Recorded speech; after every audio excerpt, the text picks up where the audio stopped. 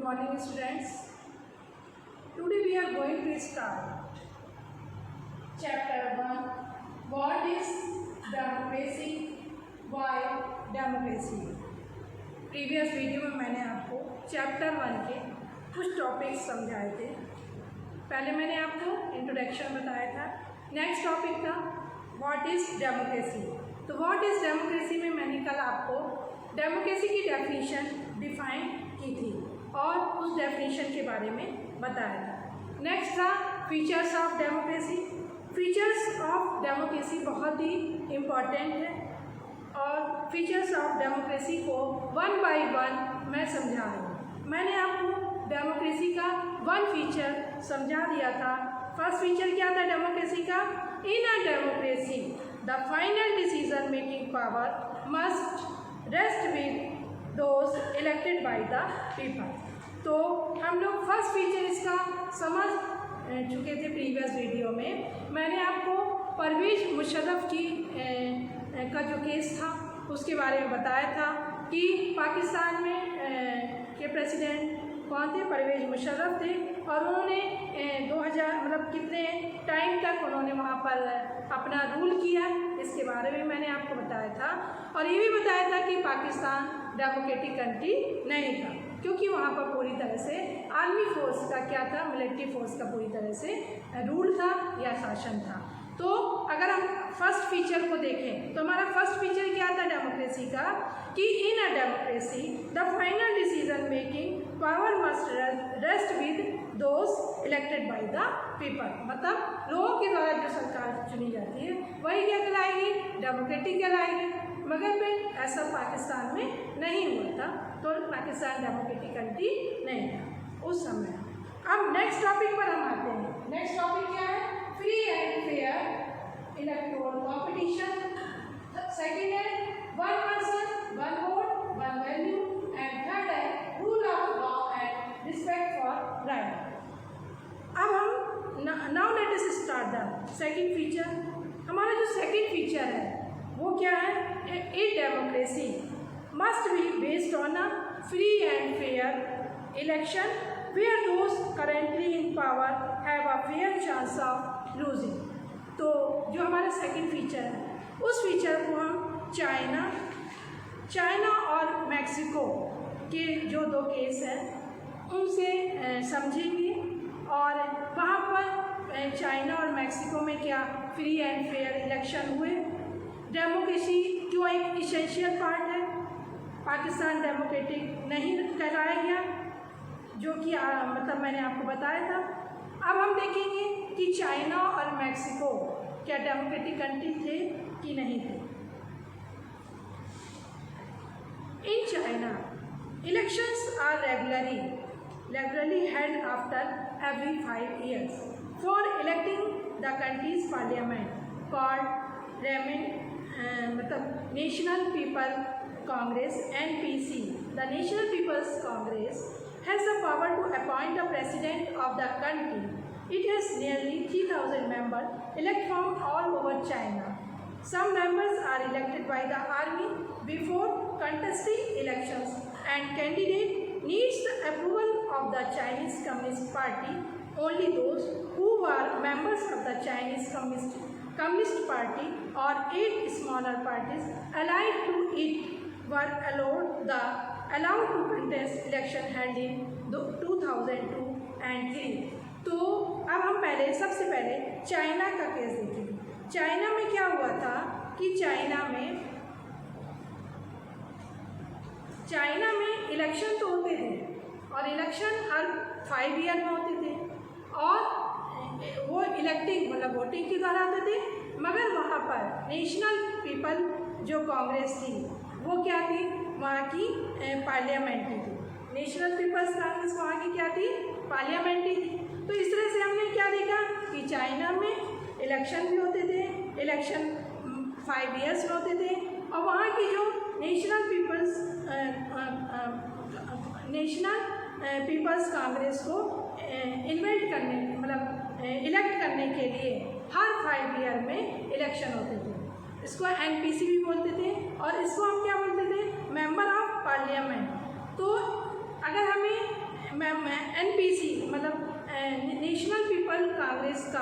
Part बनने के लिए हमें क्या करना पड़ता था, अप्रूवल लेना पड़ता था। और अप्रूवल किससे लेना पड़ता था, चाइनीज़ कम्युनिस्ट पार्टी से। मतलब वहाँ पे यदि नेशनल पीपल कांग्रेस में जाना है तो हमको अप्रूवल लेना पड़ता था, और अप्रूवल हमको चाइनीज़ कम्युनिस्ट पार्टी से ही लेना होगा। अगर अब हमारे पास कोई ऑप्शन नहीं है, क्योंकि एक ही पार्टी है और एक ही पार्टी को इलेक्ट करना, कोई दूसरी पार्टी हमारे पास है ही नहीं है। और अगर जो मेंबर भी चूज़ होंगे वो किसके होंगे, चाइनीज़ कम्युनिस्ट पार्टी के होंगे। तो जब हमारे पास ऑप्शन ही नहीं है तो हम क्या करेंगे, हमको मतलब हमें फिर नेशनल पीपल्स कांग्रेस को ही इलेक्ट करना पड़ेगा। तो इस तरह से वहाँ पर क्या था, चाइना में वहाँ पर कोई चॉइस ही नहीं थी, क्योंकि एक ही पार्टी थी और उसी पार्टी को हमको वोट देना होता था। तो इस तरह से हम क्या कह सकते हैं कि चाइना में फ्री एंड फेयर इलेक्शन नहीं थे और वन पार्टी सिस्टम था। मतलब हमारे पास कोई दूसरा ऑप्शन ही नहीं था कि हम दूसरी पार्टी को वोट दे सकें। जबकि हमारे इंडिया में क्या होता है, हमारे इंडिया में कई सारी पार्टी हैं, हम बिल्कुल पूरी तरह से फ्री है वोट देने के लिए। हमारे यहाँ बीजेपी भी है, कांग्रेस भी है, समाजवादी पार्टी भी है, बहुजन समाजवादी पार्टी भी है, मिक्स समाजवादी पार्टी है। तो यहाँ के लोगों को क्या है, यहाँ के लोगों को ज़रूरी नहीं है कि वो एक ही पार्टी को वोट दे, क्योंकि यहाँ पर फ्री एंड फेयर इलेक्शन है। हर व्यक्ति स्वतंत्र है कि वो किसी भी पार्टी को वोट दे सकता है। तो अगर हम इंडिया को देखें तो इंडिया में क्या फ्री एंड फेयर इलेक्शन है और कई सारी पार्टी है। जबकि हमने चाइना के केस में देखा तो चाइना के केस में क्या था, चाइना में केवल वन पार्टी सिस्टम था। तो इस तरह से हम क्या बोल सकते हैं कि चाइना डेमोक्रेटिक कंट्री नहीं था। अब हम दूसरे केस पर आते हैं। दूसरा केस किसका है, मैक्सिको का। यदि हम मैक्सिको के बारे में देखेंगे तो हमने अभी किसकी केस स्टडी पढ़ी, हमने अभी जो केस स्टडी पढ़ी वो हमने पढ़ी मैक्सिको की। हाँ, मैक्सिको में क्या था, एक PRI पार्टी थी। PRI पार्टी मीडिया मैक्सिको में 1930 के बाद से एवरी 6 ईयर में इलेक्शन होते थे मैक्सिको में।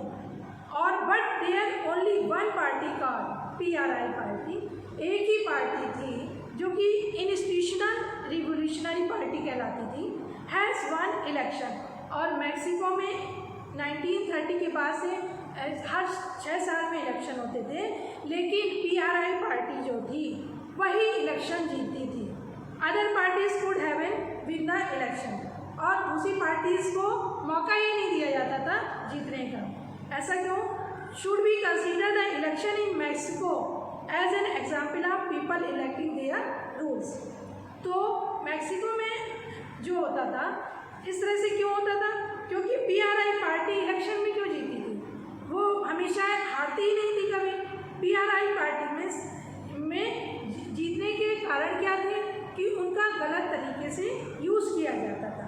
गलत तरीक़ों से मतलब क्या है कि जैसे स्कूल के टीचरों को बोला जाता था कि वह बच्चों के पेरेंट्स को इन्फ्लुएंस करें कि वो हमारी मतलब PRI पार्टी को ही वोट दें। और PRI पार्टी से क्या हुआ, मीडिया और उनके जो दूसरे लोग थे वो लोग भी गलत तरीक़ों से इसका यूज़ करते थे, और इलेक्शन में जीतने में PRI पार्टी तरह मीडिया भी उसको सपोर्ट करती थी। तो इस तरह से PRI पार्टी जो थी इलेक्शन जीतने में हमेशा कामयाब रहती थी और हमेशा क्या रहती थी, पावर में रहती थी। इस तरह से हमने देखा कि मैक्सिको में भी PRI पार्टी पावर रहती थी। तो holding of election of any kind is not sufficient in democracy. Election में लोगों के पास क्या होनी चाहिए, चॉइस होनी चाहिए। So a democracy must be based on a free and fair election where those currently in power have a fair chance of losing. इस तरह से हमने दूसरा फीचर्स भी देखा। तो सेकंड फीचर में भी हमने क्या देखा कि चाइना भी डेमोक्रेटिक कंट्री नहीं था और मैक्सिको भी डेमोक्रेटिक कंट्री नहीं था। जबकि हमारा फीचर क्या कहलाता है, कि हमारे फीचर में क्या कहा गया है कि डेमोक्रेटिक कंट्री तभी कहलाएगा जबकि वहाँ पर फ्री एंड फेयर इलेक्शन हो। नेक्स्ट टॉपिक पर हम आते हैं, one person one vote and one vote. मतलब एक व्यक्ति होना चाहिए, एक ही वोट होना चाहिए और उस वोट की वैल्यू होना चाहिए। तो अब हम इसको समझेंगे। मुझे लगता है कि आपको ये 2 टॉपिक समझ में आ गए होंगे अच्छे से। अब नेक्स्ट टॉपिक पर आते हैं। Earlier we read about how the struggle for democracy was linked to the demand for universal एडेड franchise. This principle has now come to be accepted almost all over the world, yet there are many instances of denial of equal right to vote. अब 1 person 1 vote 1 value, इसके बारे में समझेंगे। The struggle for democracy was linked to the universal adult franchise. Universal adult franchise क्या होती है? Universal adult franchise वो होती है जहाँ पर 18 ईयर्स के बाद सभी लोगों को, चाहे वह मेल हो फीमेल हो, किसी भी कास्ट का हो, किसी भी रिलीजन का हो, कोई भी बर्थ प्लेस हो, सभी को वोट देने का अधिकार होता है और उसके वोट की वैल्यू होती है। तो यह प्रिंसिपल वर्ल्ड में सभी जगह, हर जगह वर्ल्ड में इसको लागू किया गया है। Yet there are many instances of denial of equal right to vote. अब हम देखेंगे 3 पॉइंट्स हैं आपकी बुक में कि 2015 में Saudi Arabian women did not have the right to vote. 2015 तक सऊदी अरेबियन में क्या होता था, वोमेन को वोट देने का अधिकार नहीं था। नेक्स्ट है इस्टोनिया। इस्टोनिया में रशियन, इस्टोनिया भी एक जगह है, और इस्टोनिया में क्या होता था, इस्टोनिया में has made its citizenship rulers in such a way that people belonging to Russian minority find it difficult to get the right to vote. Estonia में रशियन माइनॉरिटी को वोट का राइट बहुत मुश्किल से मिलता था। सऊदी अरेबिया में women को वोट देने का अधिकार नहीं था 2015 तक, और फिजी, वहाँ इस्टोनिया में भी जो रशियन माइनॉरिटी थी उनको भी वोट देने का राइट बहुत मुश्किल से मिलता था। इसके बाद फिजी में वहाँ की जो लोकल फिजी को भी वोट की वैल्यू इंडियन फिजी से अधिक है। तो इस तरह से हमने क्या देखा, in democracy each adult citizen must have 1 vote, each vote must have 1 value. मतलब हमारे यदि डेमोक्रेसी में देखा जाए तो हर एडल्ट सिटीजन को लिए एक वोट होता है, वो वोट देना उसको ज़रूरी होता है और उस वोट की वैल्यू होती है। जबकि सऊदी अरेबिया और इस्टोनिया और फिजी में ऐसे देखने को नहीं मिला। Rule of law and respect for right. Rule of law and respect for right क्या था, Zimbabwe attend independent from white minority rule in 1980. Since then the country has been ruled by JANU-PF, the party that led the freedom struggle. Its leader Robert Mugabe ruled the country since independence. इसके बारे में आपको short में बताऊंगी। Zimbabwe में 1980 में white minority से independent मिली, तब से वहाँ JANU-PF ने रूल किया और उसका लीडर कौन था, रॉबर्ट मुगाबे ने कॉन्स्टिट्यूशन में कई बार चेंजेस किए और अपनी पावर को बढ़ाया। और he harassed the opposition party leaders public protest and demonstration against the government were declared illegal in 2017। Mugabe was forced out of the office. तो इस तरह से मैंने अभी आपको टॉपिक्स जो समझाएं, आपको सभी टॉपिक्स समझ में आ गए होंगे और आप लोग चैप्टर को अच्छे से पढ़िएगा, वीडियो को अच्छे से देखिए, वॉच करिए, समझिए, कमेंट बॉक्स में अपनी अटेंडेंस प्रेजेंट कीजिए। थैंक यू बच्चों।